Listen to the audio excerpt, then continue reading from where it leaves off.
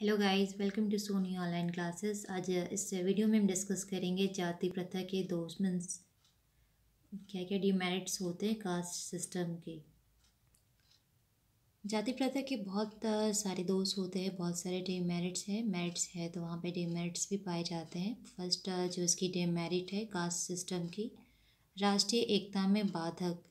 First जो point है जाति प्रथा के, जो फर्स्ट जो पॉइंट में दोष है वो है राष्ट्रीय एकता में बाधक है। जाति प्रथा के अंतर्गत ऊंच नीच की भावना होती है, जैसे एक हिंदू को दूसरे से पृथक करती है।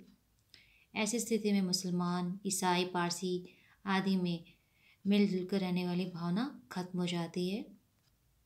उनमें इतना ऊंच नीच का भेदभाव होता है, जात पात का इतना भेदभाव होता है, तो इसमें हम कैसे एक राष्ट्रीय भावना का उदय का उम्मीद कर सकते हैं।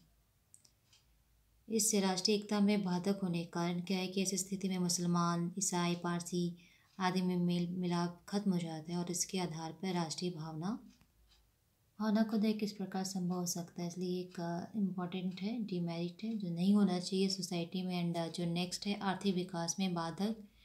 जाति प्रथा के नियमों के अनुसार एक व्यक्ति निर्धारित पैसे को ही कर सकता है।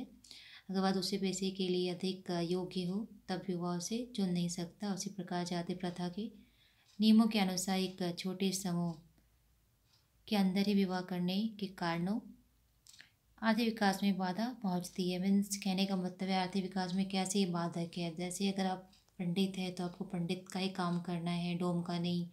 अगर डोम में आपका जन्म हुआ तो डोम का ही काम करना है, पंडित का नहीं। इस तरह से ये आर्थिक विकास में भी बाधक है। अगर शादी की बात करें तो इसमें यह है कि आप अपने ही कास्ट में मैरिज कर सकते हैं। दूसरे कास्ट में अगर आप करते हैं तो फिर आपको समाज से बहिष्कृत कर दिया जाता है। समाज के द्वारा जो तिरस्कार दी जाती है उसका सामना करना पड़ता है अगर आप ऐसा करते हैं तो। नेक्स्ट जो बैरियर है यानी डिमेरिट है राजनीतिक एकता में बाधक। जाति प्रथा ने समाज को इतने बुरे तरीके से विभाजित कर दिया है कि राजनीतिक एकता बिल्कुल टूट गई है। इसी विभाजन से लाभ उठाकर विदेशियों ने देश को गुलाम बनाया।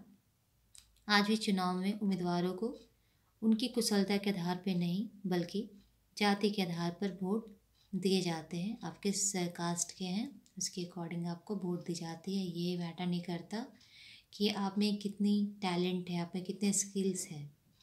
नेक्स्ट जो पॉइंट है वो है अनेक सामाजिक समस्याओं का स्रोत। जाति प्रथा के दोष में एक और ये शामिल है, अनेक सामाजिक समस्याओं का स्रोत इसे माना जाता है।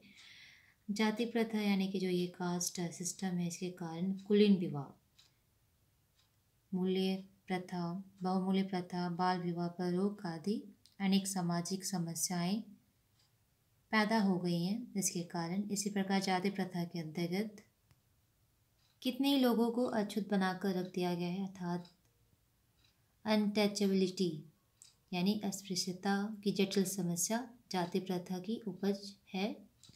एंड नेक्स्ट जो पॉइंट है स्त्रियों की निम्न स्थिति। भारतवर्ष में स्त्रियों की निम्न स्थिति का एक प्रमुख कारण जाति प्रथा भी है। जाति की रक्षा के नाम पे दिन प्रतिदिन स्त्रियों के अधिकारों के एक एक करके छीन लिया गया, जिससे कि स्त्रियों की स्थिति निम्न होती चली गई। एंड नेक्स्ट है धर्म परिवर्तन। अनेक हिंदुओं द्वारा धर्म परिवर्तन का बहुत कुछ श्रेय जाति प्रथा को दिया जा सकता है। जाति प्रथा के नियमों के आधार पर ब्राह्मणों व अन्य जातियों द्वारा अछूतों पर जो निर्मम अत्याचार किए जाते रहे हैं और किए जा रहे हैं उनसे तंग आकर हजारों की संख्या में लोगों ने अपना धर्म परिवर्तन किया है। क्योंकि अगर वो अपने जाति में रहते हैं, अपने हिंदू समाज में रहते हैं, तो अपर कास्ट के जितने भी हैं और उनके थ्रू जो भी उन्हें मेंटली फिजिकली जो टॉर्चर मिलता है तो उससे वो तंग आ जाते हैं और ऊब कर तंग आकर वो फिर धर्म अपना चेंज कर लेते हैं। देखिए ये भी एक डिमेरिट है कास्ट सिस्टम का। गाइस इस वीडियो में देखिए कि जाति प्रथा के क्या क्या दोष हैं यानी क्या क्या डिमेरिट्स है कास्ट सिस्टम की। तो राष्ट्रीय एकता में ये बाधक का काम करती है, चूँकि काफ़ी ये ऊंच नीच जात पात की भेदभाव रखता है। एंड दूसरा पॉइंट है आर्थिक विकास में बाधक है, यानी कि जो इनका ट्रेडिशनल जो ऑक्यूपेशन है वही आपको करना है। अगर आप दूसरा करते हैं तो वो आपको सोसाइटी जो है, जो समाज है, वो आपको अलाउ नहीं करती है। नेक्स्ट है राजनीतिक एकता में बाधक। जो अपने कास्ट का है उसी को वोट देना है, टैलेंट नहीं देखना है।